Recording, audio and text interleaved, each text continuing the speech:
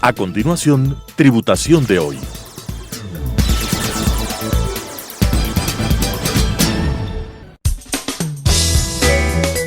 Clasificación A.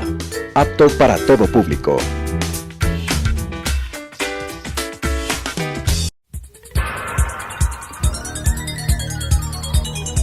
Las opiniones vertidas en este espacio por la producción y dirección del programa son de exclusiva responsabilidad de sus autores y de quienes intervienen en ellos.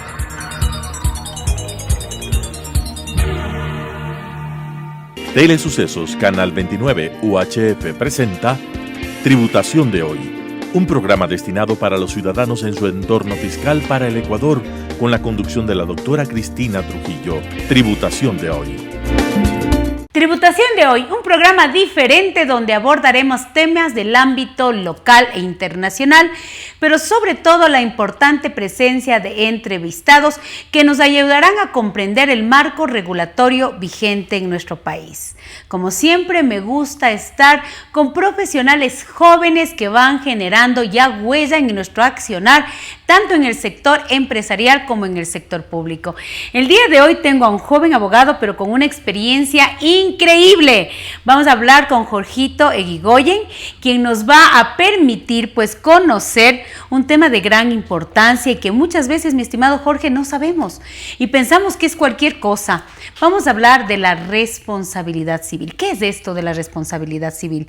Pero ante todo te felicito porque me encanta, como ya les dije, estar con jóvenes emprendedores, con estos abogados, con estos profesionales que ya nos van estando haciendo huella a los que ya estamos un poquito más acá. Vamos a dar paso a esta juventud y sobre todo este profesional con toda esa experiencia nos va a hablar de un tema que a veces genera polémica. ¿Qué es esto de la responsabilidad civil, mi querido Jorge? Y bienvenido a tu casa, Tributación de hoy. Gracias, Cristina. Buenos días y buenos días con todos. Efectivamente, la responsabilidad civil es un tema, si se puede decir, en auge en el Ecuador, porque efectivamente han existido casos que nos han llevado a estudiar últimamente cuáles son sus fundamentos teóricos y cuáles son sus fundamentos filosóficos. En esa línea de ideas, yo considero que la responsabilidad civil efectivamente es un tema en boga, básicamente por cómo últimamente los abogados somos consultados por nuestros clientes cuando quieren iniciar acciones en contra de instituciones financieras, por ejemplo. Exactamente, o de un tercero. O de un tercero que efectivamente consideran ellos les ha hecho un daño y van a exigir una reparación económica. Ahora bien, ¿por qué digo que es un tema interesante? ¿Por qué es un tema importante? Porque efectivamente esta reparación económica usualmente, e inclusive por los abogados, es mal cuantificada o es exacerbada. Exactamente. ¿A qué me refiero con esto? Cuando una persona, por ejemplo, dice, vea, estuve en Central de Riesgos un mes y solicito una reparación de $1 millón al banco, ¿no es cierto? O, por ejemplo, tuve una riña o tuve una discusión o efectivamente recibí un daño de una persona y pido una reparación igualmente exacerbada. En esa línea de ideas hay que considerar que también la responsabilidad civil se ve atada a otra institución o a otro concepto, que es el abuso del derecho efectivamente. ¿Y qué es este abuso del derecho? El utilizar la responsabilidad civil de mala manera o con fines ilegítimos. Entonces, ¿cuándo estamos frente a un abuso del derecho en las acciones por responsabilidad civil extracontractual o contractual? Cuando efectivamente solicitamos estas reparaciones cuantificadas de mala manera. Y que muchas personas, mi estimado Jorge, cuando no tenemos estos parámetros legales y que no estamos dentro de un marco jurídico, pensamos que por cualquier cosa se va a dar una responsabilidad civil, y lo que tú acabas de decir, por un hecho que a lo mejor bajo el contexto jurídico no tenemos una reparación, hablemos con una cantidad tan importante, piden unas reparaciones que yo he escuchado de 1, 2, 3, 4 millones de dólares, algo que realmente no corresponde. Claro. Entonces, ¿cómo podemos poner con ejemplos claros cuándo se aplica una responsabilidad civil y cómo podemos saber lo que es correcto y lo que te sales al tema que tú acabas de decir, algo que es ficticio, irreal, irrisorio, algo que no aplica dentro del marco legal? Básicamente existe responsabilidad. Hay que hacer un símil. Hay que hacer un símil con el derecho penal, por ejemplo. Perfecto. En esta línea de ideas. Uno responde cuando causa un daño, ¿ok? Y cuando ese daño tiene un nexo de causalidad con la actividad que hizo este agente que causó el daño. ¿Okay? Entonces tenemos que considerar 3 parámetros. que existe una persona que causó el daño o que causó un daño con una omisión, con una acción o una omisión, que este daño tenga un nexo de causalidad con la persona, ¿no es cierto? Perfecto. Si tenemos esos tres parámetros, en primera instancia existe una responsabilidad, ¿no es cierto? Independientemente de que esta sea civil, penal o administrativa. Exactamente. Claro está que en el tema de la responsabilidad penal habrá que analizar otras categorías dogmáticas, pero en esencia vamos a considerar esto. Ahora bien, cuando uno entiende que existe este daño, este hecho dañoso o esta acción dañosa, debe considerar también que no exista ninguna causa de justificación para esa conducta. Por ejemplo, que uno haya autorizado este daño. El ejemplo más claro que pone la dogmática es una pelea de box. Perfecto. Si yo estoy peleando con otra persona, evidentemente autoricé de alguna manera que se me cause un daño físico. Entonces, si consideramos que estos parámetros se han cumplido, uno debe analizar cuál es la reparación que va a solicitar al juez. Esta reparación, nuevamente, y regreso al punto de inicio, no debe ser con afán económico, sino más bien, repito, reparar. Y a no veces es compensar, sino más bien es reparar. Y ahí es la palabra clave. La gente piensa es compénsame. Compénsame lo que me ha pasado. Compénsame lo que ha sucedido y de cierta manera es cómo voy a compensarme. Y van más allá de lo que es correcto, que es, en este caso, es reparar. ¿Cuál es la diferencia entre compensar y reparar? Básicamente, compensar y reparar son términos que se utilizan en la dogmática o en la doctrina civil de manera similar. Entonces, no es tanto por ahí el concepto que les va a diferenciar. Más bien yo considero que es el enriquecimiento injustificado, ¿ya? O verse aventajado económicamente. Esto es lo que, por ejemplo, Alessandri dice, ¿ya? Que es uno de los tratadistas más famosos que les encanta a los civilistas. Así es, ¿ya? Nos encanta. Entonces, básicamente, si una persona se va a enriquecer con esta reparación, ya deja de ser reparación y empieza a ser una suerte de abuso del derecho. ¿Por qué? Porque efectivamente esta persona se va a enriquecer y no va a reparar el daño, sino más bien utilizó el derecho de daños de una manera ilegítima. Totalmente. ¿Ya? Entonces, lo que nosotros debemos considerar, y es contra lo que yo lucho, es con que los abogados dejen de solicitar reparaciones económicas, salvo que efectivamente se logre demostrar que existió un perjuicio económico o un daño que se puede atribuir a un bien o un daño que puede traducirse en la entrega de una cosa o de un bien o de un cierto valor patrimonial, para efectivamente, por ejemplo, pedir disculpas públicas, que es efectivamente lo que repararía el daño y lo que restauraría el Estado de Derecho, que es esta potencia frente a una impotencia que se causa cuando existe un daño y una reparación. Y eso es lo correcto, o sea, vamos a decir que lo correcto, lo justo es, en este tipo de acciones de reparación, es una disculpa pública, más allá de pensar en el tema económico. Correcto. Y es lo que muchos a veces colegas abogados, a veces pasa, de que buscan el tema económico y vamos al acto ilegítimo, como Exacto. tal. Correcto, y ese es el momento en que se empieza a abusar del derecho. Así es. ¿Ya? Hay casos emblemáticos en el Ecuador, no voy a dar nombres, Perfecto. pero efectivamente, por ejemplo, una persona de importancia o de relevancia en el país solicita una reparación económica de $300,000 a una institución financiera. Así es. Entonces, ¿cómo esa reparación o cómo ese dinero que se le entregó a esta persona que solicitó la demanda, solicitó la cantidad económica en la demanda, le ve reparado a él su daño? O le repara él su daño? Yo considero, y es mi postura y lo he mantenido desde un inicio, que no es lo correcto, sino más bien en esos temas donde no se ha logrado comprobar cuál es la afectación económica que recibió esta persona fruto de este daño, simplemente debe ser reparada con una disculpa pública o con actividades de similar naturaleza, porque efectivamente hacerlo de otra manera es dejar de considerar cuál es la real importancia o el objetivo del derecho de daños. ¿Cuántos casos normalmente, o mejor dicho, cuán común es de que venga la persona y te diga a ti, por ejemplo, Jorge, mira, esto me ha pasado, esto es lo que me ha causado este daño, estamos con este tema y obligatoriamente yo no quiero un tema económico? O viene alguien y dice, no, pues a mí me basta con que exista una disculpa pública porque definitivamente yo me sentiría ya, pues, en este caso, no digamos la palabra compensado, pero es lo que yo necesito, ¿no? Por mi nombre, hablemos, mi importancia en el medio. ¿Cuán común es de que en este tipo de acciones legales siempre quieran un tema económico? Yo le diría que el 100%. Al menos en nuestra oficina, en Gacet, 100% de los casos que comparecen los clientes a decirnos, vea, tengo este problema que corresponde al derecho de daños, en el 100% de los casos se pide una reparación económica. Aun cuando, como yo le digo, no esté de acuerdo yo. O sea, pero es una decisión del cliente. Exacto, y normalmente lo que pasa es que el cliente toma otro camino, porque efectivamente uno no quiere iniciar una demanda donde va a solicitar como pago del perjuicio en la pretensión $1.000.000. Porque efectivamente, y ahí es algo interesante y es un punto de análisis también, lo que suele pasar con los abogados es que sí, efectivamente yo le digo, ok, yo le voy a poner en la demanda $1.000.000 y a ver qué resulta. Y el punto es que cuando uno empieza a litigar de esa manera, también litiga de mala fe, porque no tiene un fin loable la demanda. Correcto. O no tiene el fin correcto que debería tener, el fin ulterior, que es efectivamente hacer justicia.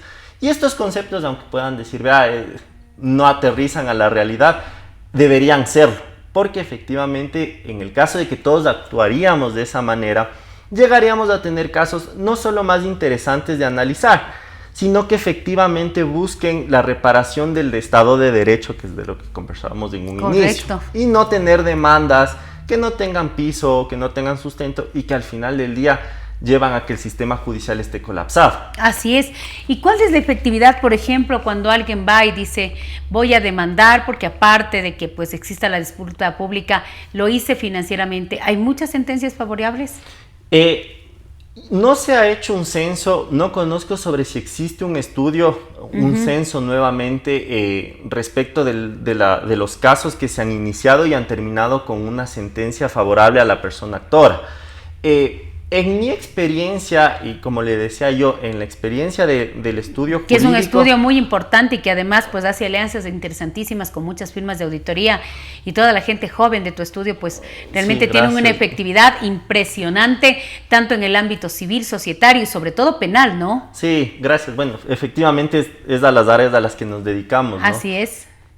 Pero en su defecto, de las demandas que nosotros hemos iniciado o inclusive las acciones por responsabilidad civil de los bancos o responsabilidad administrativa de los bancos, yo considero que existe un buen porcentaje de triunfo. Porque, como le digo, hay que analizar simplemente si se ha cometido un acto o una omisión ilícita, si existe una acción o omisión ilícita y si es que existe el daño. Es así de sencillo solicitar un tema de daños cuando uno tiene la razón. Así es. Y cuando efectivamente existe un fundamento jurídico para así hacerlo. Si yo tengo una pregunta para todas estas personas maravillosas que nos están viendo en nuestro querido programa y también en redes sociales, ¿cuáles son los derechos que yo tengo? Por ejemplo, ¿cómo son mis derechos en el momento que yo digo, yo creo que aquí hay un daño y realmente yo creo que podemos hacer una acción civil? ¿Cómo puedo decirles a estas personas que nos están mirando, estos son sus derechos y usted tiene que actuar y usted tiene que acercarse a un profesional jurídico? Porque no es correcto, ¿no? Que alguien venga y pues le haga un daño en este sentido y tenemos el tema de la reparación, que son los instrumentos legales que nos da nuestro marco regulatorio. ¿Cómo le podemos hacer sencillo a estas personas y decirle, mire, si le está pasando esto, usted tiene derecho a demandar? Bueno, yo en esencia le diría que si es que usted tiene un derecho macro, que es este derecho a ejercer su acción, el derecho a ejercer una acción legal, independientemente de la vía que esta sea, ¿no?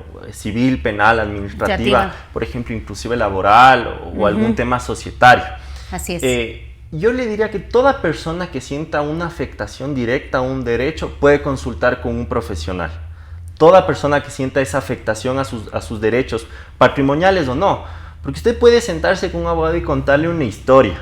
Y ya es una obligación del abogado decirle, mire, tiene o no caso, que es lo que normalmente nosotros decimos. Exactamente. Mire, ¿hay caso o no? o este tema es civil o este tema es penal. Exacto. Pero indistintamente de aquello, yo lo que considero es que nuevamente para evitar este abuso del derecho, lo que uno tiene que hacer es sentarse con un profesional honesto y que efectivamente le diga, mire, Exacto. yo no puedo ingresar a la esfera penal porque no lo es. Esto es un tema civil. Y así de todas maneras, usted va eliminando de la ecuación este abuso del derecho y elimina las acciones por responsabilidad civil que no tienen lógica alguna o que efectivamente buscan una reparación. Y a la larga lo que siempre buscamos los abogados es que exista un caso. Y un caso que realmente se pueda ir a la acción judicial, pues a la acción, sea en el ámbito que sea, en el ámbito penal, en el ámbito civil o en el ámbito administrativo, o hablamos en el ámbito del derecho laboral.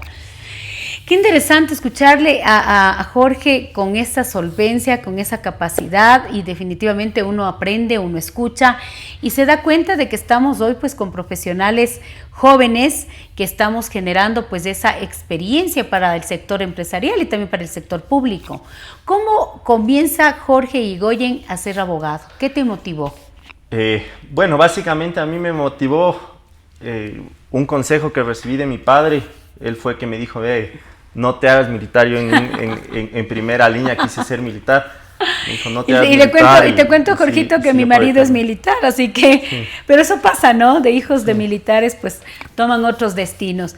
Y te decides hacerte abogado. Sí, básicamente fue por el consejo de él y bueno, la juventud en ese momento, más joven aún, no entendía qué hacer yo de mi vida. Entonces me dijo, hazte abogado, te va a ir bien. Y creo que fue un buen consejo porque no era algo que yo pensaba hacer, pero realmente me apasiona y es bonito. Y la verdad es algo que coincido contigo, Jorgito, en lo mío fue un tema de oportunidad. Yo soy contador en esencia, soy doctor en contabilidad y auditoría, y un momento de mi vida apareció algo que me dijo, quiero también ser abogada, y por eso tengo mi segunda profesión, que es ser abogada. Pero qué motivante es escuchar a estos abogados jóvenes, especialistas ya, porque es igual que el médico, los abogados somos especialistas en diferentes áreas. Yo soy especialista en la parte de tributación, en la parte de impuestos, tú eres especialista en el ámbito civil, en el ámbito penal, eres un abogado joven con muchos resultados positivos en el ámbito penal, que esto es interesante, ¿no? Cómo combinar esto de la profesión en estas diferentes especializaciones, así lo queremos llamar, ¿no? Porque cada quien generará su campo de acción en estos, hablemos, accionares del ámbito empresarial y del ámbito también del ámbito público. Mi estimado Jorge, y algo que también las personas que nos están escuchando, pongamos un ejemplo práctico del tema que fue pues parte de la invitación a tributación de hoy sobre lo que es este tema de lo civil, cómo se da. Pongamos un ejemplo. Juan Pérez, ¿le sucede qué? Pongamos el ejemplo del Juan Pérez, para que la gente sepa y diga, esto me está pasando, esto me está sucediendo a mí y realmente yo necesito pues esto, realizar mi derecho a ejercer la legítima, como yo digo, derecho a la reparación. Pongamos un ejemplo sencillo. Juan Pérez, ese ciudadano común que le está pasando algo, ¿qué acciones tiene que hacer? Ya, efectivamente, si vamos a hablar de responsabilidad civil, que es, el tema de hoy. Yo pondría como un ejemplo sencillísimo no quiero decir calumnias, no quiero decir injurias porque no es lo correcto técnicamente, pero para que se entienda, es injuriado, por así decir, repito, no es lo técnicamente correcto, pero para que se entienda. Para que entendamos las personas que no estamos en el ámbito legal. Por uno de sus compañeros de trabajo. ¿Ya? Efectivamente, esta esfera nos puede llevar a considerar que exista una responsabilidad civil extracontractual, porque no media entre ellos un contrato, no media entre ellos un instrumento jurídico previo. Y valorando si es que esta persona ha sido afectada en su fuero interno, psicológicamente, después de analizar con peritajes y demás, la primera línea sería analizar, si es que viene el cliente, decirle, a ver, vamos a hacer un peritaje, que en lo posterior se va a defender ese perito en un juicio, para determinar si es que esta persona tiene una afectación psicológica. Si es que esta persona tiene una afectación psicológica, llegamos a tener el tercer elemento de la ecuación del que hablábamos en un inicio, que es efectivamente el daño. ¿Ya? Si es que tenemos el daño, tenemos la persona que causa el daño, y ese daño, este efecto es causado por la actividad que realizó esta persona, La consecuencia es que esta persona puede solicitar ante un juez de lo civil una reparación por perjuicios, por daño, perdón. Entonces, efectivamente, cómo empieza todo este andar en materia judicial es con el ingreso de una demanda que se encuentra sustentada a través de este peritaje que determina la existencia de un daño. Exactamente. Y efectivamente, después de las audiencias que corresponderán dentro de este procedimiento que es ordinario, se determinará si es que efectivamente esta persona merece o no una reparación. ¿Y cuál reparación corresponderá en ese sentido? La que el abogado solicite dentro de la demanda con su cliente. En este caso particular, por ejemplo, yo no considero que se deba solicitar una cantidad económica como reparación, porque efectivamente sería llegar a lo que estábamos conversando en primera instancia, por supuesto. Pero sí basta con una disculpa pública y con una disculpa, por ejemplo, que se haga en público y en un momento donde todos los compañeros de trabajo se encuentren presentes. Porque de esa manera se repara el peso que se causó con un contrapeso. Eso es en esencia lo que pasa dentro de un proceso civil, en breve rasgo. En breve rasgo, como es una cronología de lo que se tiene que hacer. El que el ciudadano común conozca sus derechos, conozca sus obligaciones, porque vivimos en un marco legal en el país, tenemos leyes que cumplir desde una constitución y las leyes de derecho público, de derecho privado, pero también es importante pues de que nosotros como abogados pues podamos ser esa herramienta clave tanto para la persona natural como para la persona jurídica, y ser abogados que yo siempre digo con esta ética y esta conciencia de que estamos prestando un servicio, y un servicio de extrema calidad, porque es un servicio intangible. ¿Cómo combina un abogado todas esas a veces emociones que podemos tener? Yo digo, a veces nos apasionamos de los casos que llevamos. Yo voy a poner el símil en mi tema tributario. Yo me apasiono mis temas tributarios, mis temas de análisis, todo ese tema que conlleva a la determinación correcta pues, de los impuestos, y que muchas veces pues, tenemos que ir trabajando de la mano con contribuyentes en diferentes procesos, pues en el contencioso tributario o en actos administrativos. Pero yo creo que el ser un abogado en el ámbito penal, en el ámbito civil, ¿cómo manejas tú todas esas emociones cuando llega un caso, esos casos emblemáticos, esos casos que incluso te pueden tocar la parte, pues yo digo, interna del abogado? ¿Cómo hace el abogado ahí? Bueno, yo considero que todos los casos que uno asume defender o que uno asume patrocinar van a generar esta suerte de pertenencia, ¿no? Es imposible que el abogado se desentienda del cliente o se desapegue del objetivo que él está persiguiendo.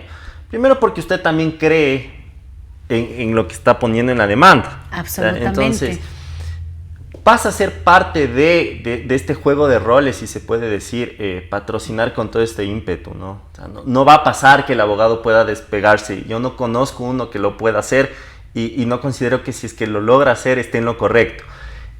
Sin embargo, lo que uno nunca debe dejar de tener por delante es el tema técnico. Si usted en el tema técnico logra entender que todas sus pretensiones son fundamentadas, pues adelante. Pero por más ganas que usted tenga, por más ímpetu que usted le ponga al caso, si usted no tiene un tema técnico detrás, olvídese. Es innecesario, Cristina. Entonces yo le diría, es eso. Es eso. ¿Cómo vamos a darles un consejo a todas estas personas maravillosas que nos siguen en redes sociales en este programa tan importante de Telesucesos que es Tributación de Hoy? Mandémosles un mensaje porque el tiempo se nos ha ido volando. Estamos ya por terminar. Un mensaje rápido. Bueno, básicamente yo les diría, contraten siempre un abogado con ética, que les diga la verdad y que efectivamente no les venda estas demandas ficticias que no van a llevarles a ningún lado, porque simplemente ponen un número en un papel. O sea, el papel aguanta todo y hay abogados que lo aguantan también. Consíganse un abogado que les explique bien el tema técnico, el tema de qué es lo que pueden hacer y hasta dónde pueden llegar con sus demandas, para que efectivamente tengan un buen resultado.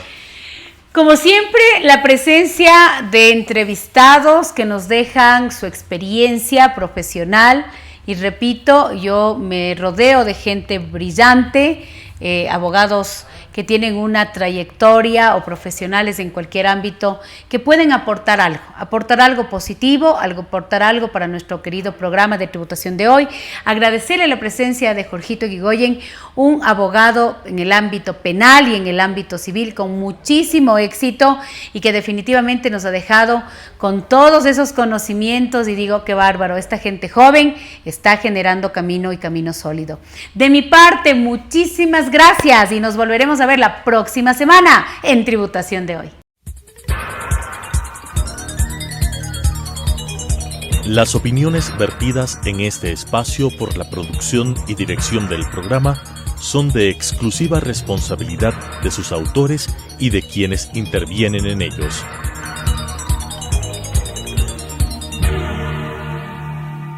Telesucesos Canal 29 UHF presentó Tributación de Hoy, un programa destinado para los ciudadanos en su entorno fiscal para el Ecuador, con la conducción de la doctora Cristina Trujillo. Tributación de Hoy.